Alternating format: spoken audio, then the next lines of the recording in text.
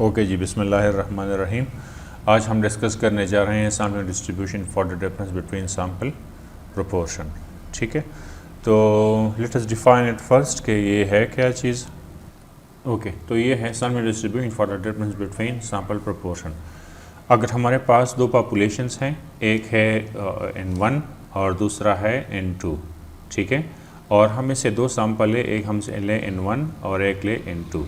ये दोनों पॉपुलेशन हमारे पास क्या है, ये बाइनॉमियल पॉपुलेशंस हैं।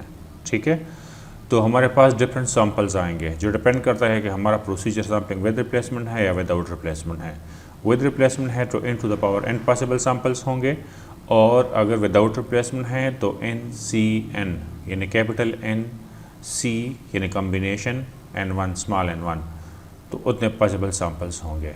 और इन सैम्पल्स के डिफरेंट प्रोपोर्शंस होंगे जो डिपेंड करता है कि किस चीज़ का प्रोपोर्शन है। ठीक है ना, तो अगर हम इसके डिफरेंस फाइंड आउट कर लें, एक पॉपुलेशन के सैम्पल प्रोपोर्शन से हम दूसरी पॉपुलेशन के सैम्पल प्रोपोर्शन माइनस करें, डिफरेंस कैलकुलेट करें, तो इस डिफरेंस के जो है डिफरेंट प्रोबेबिलिटीज़ होगी। हर एक डिफरेंस का अपना एक प्रोबेबिलिटी होगा। ठीक है, तो एक ऐसा टेबल जिसमें अगर हम एक साइड पे ये डिफरेंस रिपोर्ट कर लें, दूसरी साइड पे इसकी प्रोबेबिलिटी रिपोर्ट कर लें, तो इस टेबल को हम क्या कहेंगे, sample distribution for the difference between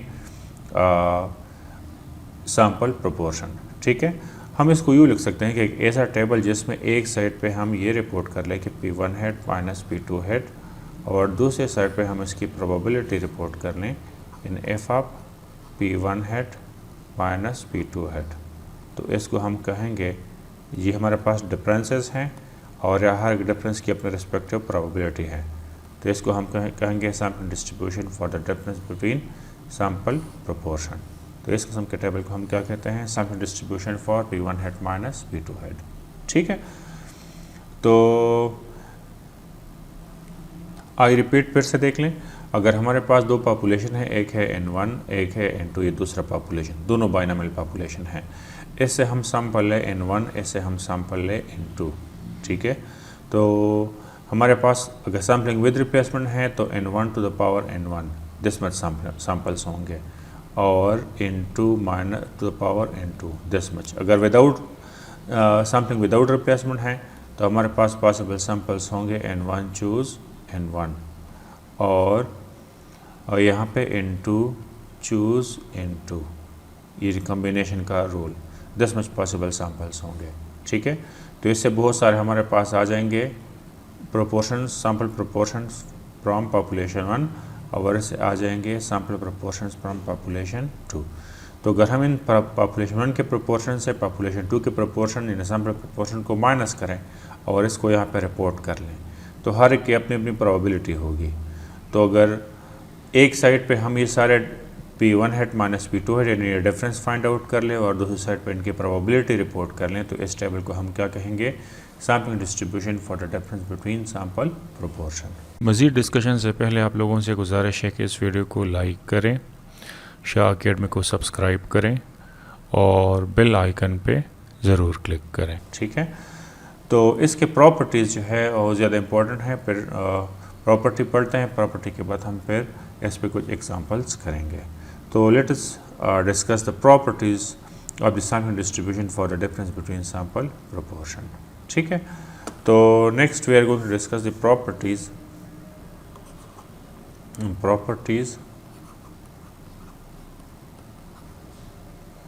of the sampling distribution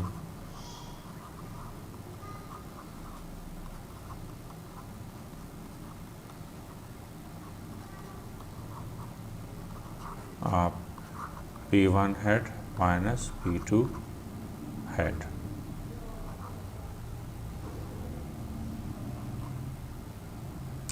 इनकी प्रॉपर्टीज़ डिस्कस करते हैं। ठीक है, तो इसके चार प्रॉपर्टीज़ हैं।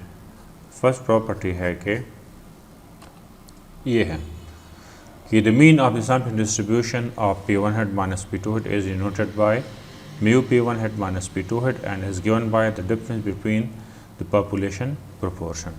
यानी ये जो हमारे पास सैम्पलिंग डिस्ट्रीब्यूशन है, अगर हम इसका एवरेज फाइंड आउट कर लें इसका, तो इसका एवरेज हमारे पास बराबर होता है the difference between the population proportion.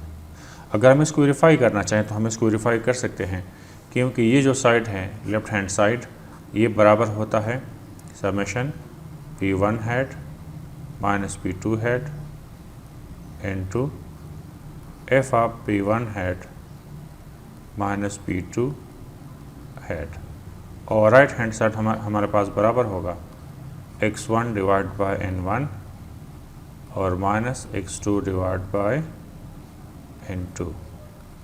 तो ये इसके हमेशा बराबर आता है। ठीक है, तो x1 क्या है, specified number of cases in the population, और n1 क्या है, total size of the population, and x2 क्या है, specified number of cases in the population, और n2 क्या है, size of the population 2। Second property है वेरिएंस के हवाले से।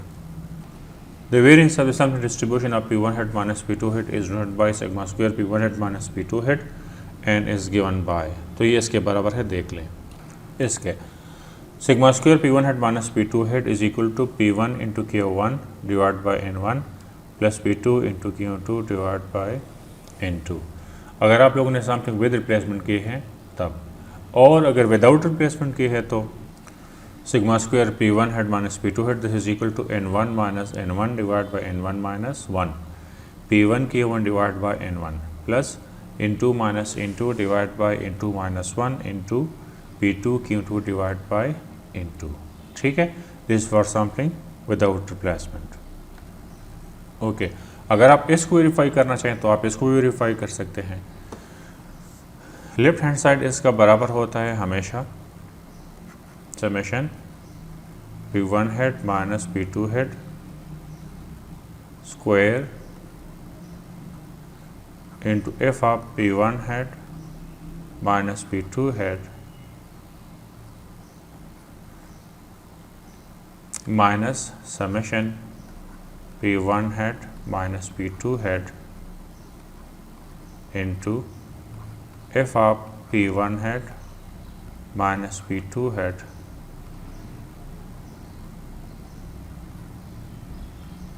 होल स्क्वायर, और right hand side as it is आएगा n1 minus n1 divide by n1 minus 1 into P1 हमारे पास बराबर है x1 डिवाइड बाय n1 और Q1 बराबर है 1 minus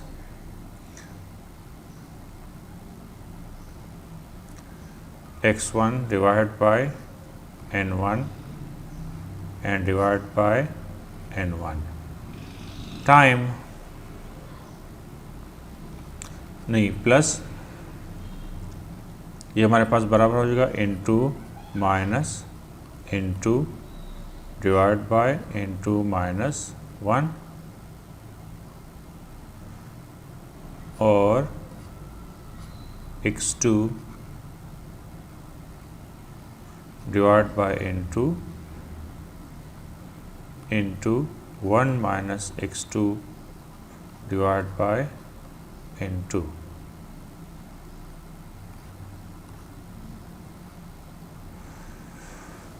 divide by n2।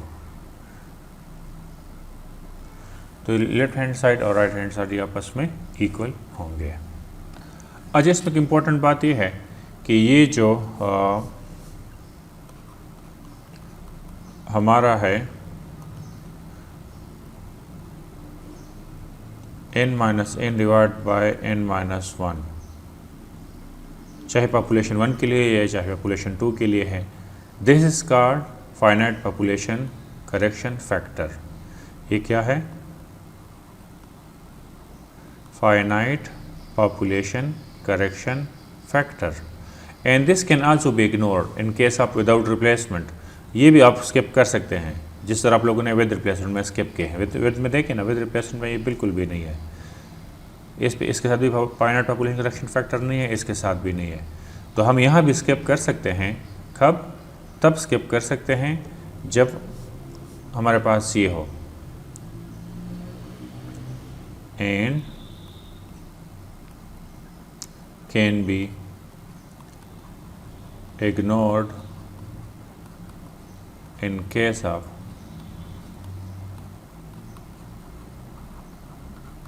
without replacement, if n1 divided by n1 into 100 is less than 5 and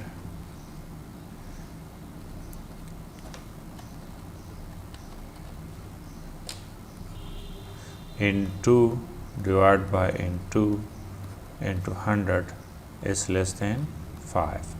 तो आप calculate कर ले कि आपका सैम्पल पॉपुलेशन का कितना परसेंट है। अगर ये 5% से कम है तो फिर आप इनफाइनाइट पॉपुलेशन करेक्शन फैक्टर्स को स्किप कर सकते हैं, इसको और इसको। लेकिन अगर ये 5 के बराबर है या 5 से ज़्यादा है तो फिर आप लोगों ने ये करेक्शन फैक्टर्स लगाने होंगे। थर्ड प्रॉपर्टी है, ये है in case of proportion the population are suppose to be binomially distributed. लेकिन अगर आपके सैंपल साइज 30 से ग्रेटर है, n1 भी जो आप लोगों ने पॉपुलेशन 1 से ड्रा किया है वो भी 30 से ग्रेटर है और n2 भी ग्रेटर है, तो फिर sample distribution of p1 head minus p2 head will be normally distributed and this is the claim of the central limit theorem. ठीक है। लास्ट प्रॉपर्टी है कि ये है कि standard form of the sample distribution of p1 head minus p2 head is given by p1 head minus p2 head minus mu p1 head minus p2 head divide by sigma p1 head minus p2 head. तो इसके ज़रिए हम sample distribution of p1 head minus p2 head के given range के लिए probability find out कर सकते हैं। ठीक है। तो this is all about the properties of the sample distribution of sample for the difference between sample proportion.